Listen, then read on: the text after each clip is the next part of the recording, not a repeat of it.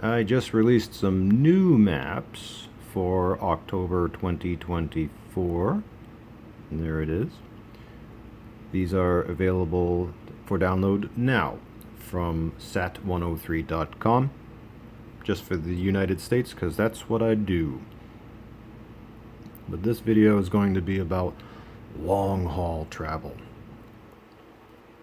And we are going to do a trip using a new V40. It's going to be over 1,000 miles away. Let us see if we can calculate this. We will do this not taking toll roads, but taking highways and avoiding U-turns, ferry, carpool lanes, and unpaved roads. So I currently have the position at the Dallas Arboretum, and I will pick coordinates that go to the Museum of Science and Industry in Tampa, Florida. So let's go there.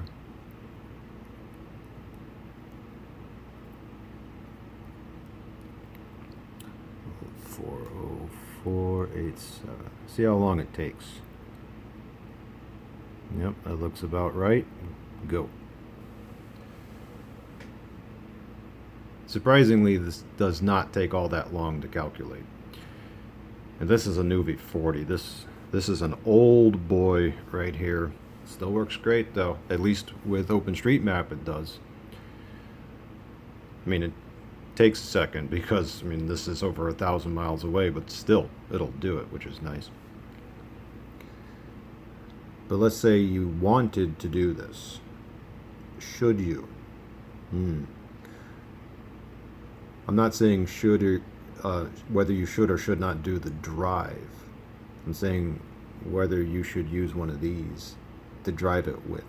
You can, if you follow a few rules of the road when it comes to using navigation, so to speak. And by the way, this applies, oh, there it goes. And this applies both to smartphones or using any Garmin for that matter. Yep, 1,100 miles away and off we go. So what are these rules that I'm talking about? Well, this particular trip, it goes from west to east and crosses over time zones. Now, when it comes to one of these or a phone, if you're doing a long haul trip, generally speaking, it is a good idea to reboot the unit. And that counts for phone, infotainment, or Garmin. Reboot the unit every 3 to 4 hours. Why? The answer is because your position on the planet has changed significantly in that amount of time if you've been driving, for all that. So you started, in this case, we started in Dallas. 3-4 hours from that point, where would you be? Possibly into Alabama by that point? Maybe? Or at least deep into Mississippi. Somewhere around there. Not exactly certain. The point is, your position is much different. This thing calculated a route starting in Dallas. And it still is not even halfway done with the journey by the time you're 3 to 4 hours in. Okay? So you reboot, and the reason is not so the satellite signal adjusts, because it will automatically adjust along the way. You do it so that the route adjusts appropriately. And again, this applies whether you're using one of these, a newer model of Garmin, a smartphone, or infotainment. Because what happens is that this is doing all sorts of math, because that's how position is calculated. It's all with math and time. So when you're crossing over time zones and you're doing any significant distance, and by significant distance I mean anything over, say, 300 miles, yeah, you should be restarting this thing, or a smartphone, or infotainment navigation every 3 to 4 hours. You do that, and the likelihood of this thing going all the distance without any glitches, without any problems. Nice smooth trip. The likelihood of that increases dramatically. So now it's true that on models designed for long haul, like the Garmin Diesel or any of the RV series, true, it does auto adjust as you're traveling along. Even so, to use one of these for going all the way from Dallas to Florida, or Dallas to California, or New England to Florida, or Michigan to Dallas, or wherever you're going. It doesn't matter.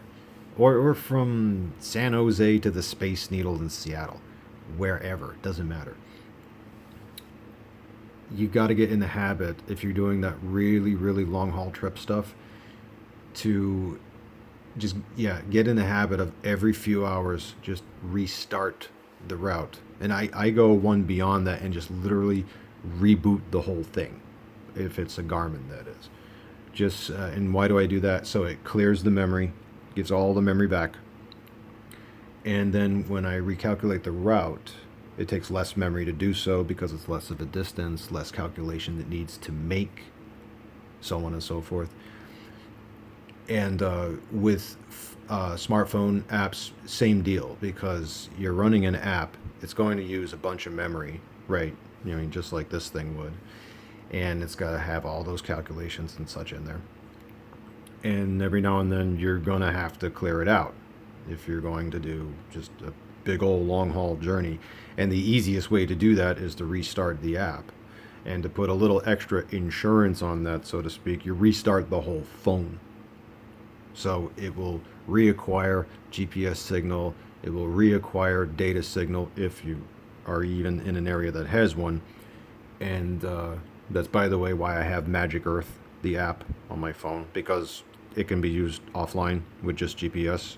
It doesn't need data to work, which is great. That's my backup app for navigation that I have on my phone. But even so, even with that, and Magic Earth is really fast, and it uses OpenStreetMap, and I know OpenStreetMap, obviously. Even with all that in check, and even though my phone will run circles around this thing because the phone is so much more powerful with a faster processor and way more memory and all this other stuff, even with all that, I will still restart the app if I'm doing a long haul journey every 3 to 4 hours, and with extra insurance on that, by restarting the whole phone. Yes, it takes time, it does, but at the time that I do it, ordinarily I would be at, say, a rest stop or a gas station or something like that. So I'm going to be there for 10 to 15 minutes anyway, right? So I will just go ahead and just restart the whole thing. Whether it's using this, DriveSmart 66, Magic Earth, or if I was in a vehicle with infotainment, same deal, turn off the car, wait a few minutes, and I would do so anyway, because if I was a gas station, I would walk into a store and get a snack or something, and then come back out, restart the car, restart the app, restart all this stuff. And that is a-okay, because again, it clears the memory. The route that you calculate from that point will be shorter, and you're good to go. So, and the final note I'll say on this is that yes, you can even still use something this old, like 2011, 2012 Garmin model, like this one. You can still do the long haul journeys. This thing, if you waited long enough, would even calculate a trip from Seattle to Tampa.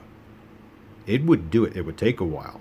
Like, it would be sitting there calculating for a good 10 minutes, maybe 15 minutes, but it would do it. I mean, from Dallas to Florida, yeah, this thing is quick. But if you go all the way from Seattle to Florida, well, yeah, that's going to take some time. It just does. There's no way around it. So, yeah, there you go. If you're doing the long haul thing, just remember you're rebooting every 3 to 4 hours. It'll make your trip a whole lot easier, because this will be one less thing you have to worry about.